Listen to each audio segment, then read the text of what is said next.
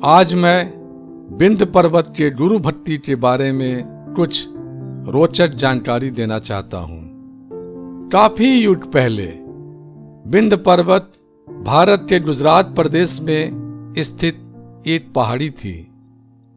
विंध्य पर्वत के समय काल में ही सुमेरु नामक एक बहुत ऊंचा पर्वत भी था। सुमेरु पर्वत की इसी ऊंचाई के कारण पूरे संसार में उनका बहुत सम्मान था। विंध्य पर्वत के मन में यह भावना जागृत हुई कि यदि मैं सुमेरु पर्वत से भी ऊंचा हो जाऊं तो पूरा संसार मेरा और भी सम्मान करेगा। यह सोचकर विंध्य पर्वत आकाश की तरफ अपनी ऊंचाई को बढ़ाते ही गए और अंत में विंध्य पर्वत ने अपनी ऊंचाई को इतना बढ़ा लिया कि सूर्य का प्रकाश भी बाधित होने लगा।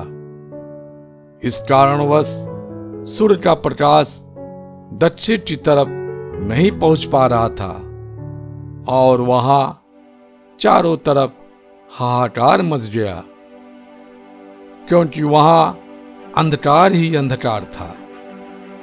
देवताओं ने जब यह स्थिति देखी तो विंध्य पर्वत के पास जाकर उनसे प्रार्थना की कि हे पर्वत श्रेष्ठ, आप मानव कल्याण के लिए अपना रूप छोटा कर लीजिए। परंतु विंध्य पर्वत ने उनकी बातों पर ध्यान नहीं दिया और अपनी ऊंचाई बढ़ाते ही गए। लाचार देवतागण बहुत ही चिंतित हुए और सोचने लगे कि अब क्या उपाय किया जा सकता है।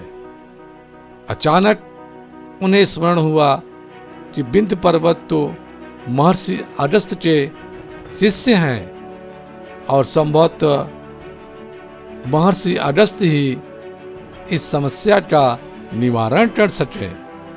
सभी देवतागण महर्षि अगस्त्य के आश्रम में गए और उन्हें प्रणाम करने के पश्चात उनसे प्रार्थना की कि हे महर्षि, आपके शिष्य विंध्य पर्वत के ऊंचाई के कारण दक्षिण में सूर्य का प्रकाश पहुंच नहीं पा रहा है और इसी कारणवश वहां हाहाकार मचा हुआ है। अतः आपसे प्रार्थना है कि आप ही अब इस समस्या का निवारण करें। देवताओं की प्रार्थना सुनकर महर्षि अगस्त्य विंध्य पर्वत के पास जाने को सहमत हुए और अपने शिष्य से मिलने अग्रसर हुए।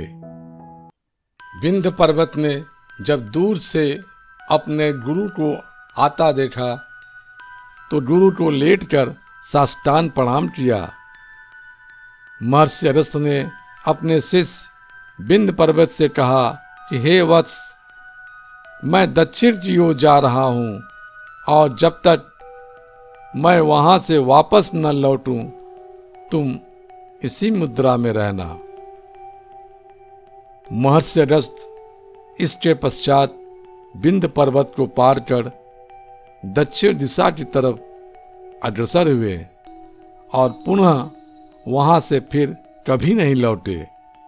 विंध्य पर्वत भी एक आज्ञाकारी शिष्य की भांति गुरु की आज्ञा मानकर आज भी उसी प्रकार साष्टांग प्रणाम की मुद्रा में है। इसी विंध्य पर्वत को आज हम विंध्य पर्वत श्रृंखला के नाम से जानते हैं। यह विंध्य पर्वत श्रृंखला भारत के गुजरात भाग से होते हुए मध्य प्रदेश, उत्तर प्रदेश से होकर बिहार को छूता है और इसकी कुल लंबाई 1000 किलोमीटर से भी ज्यादा है।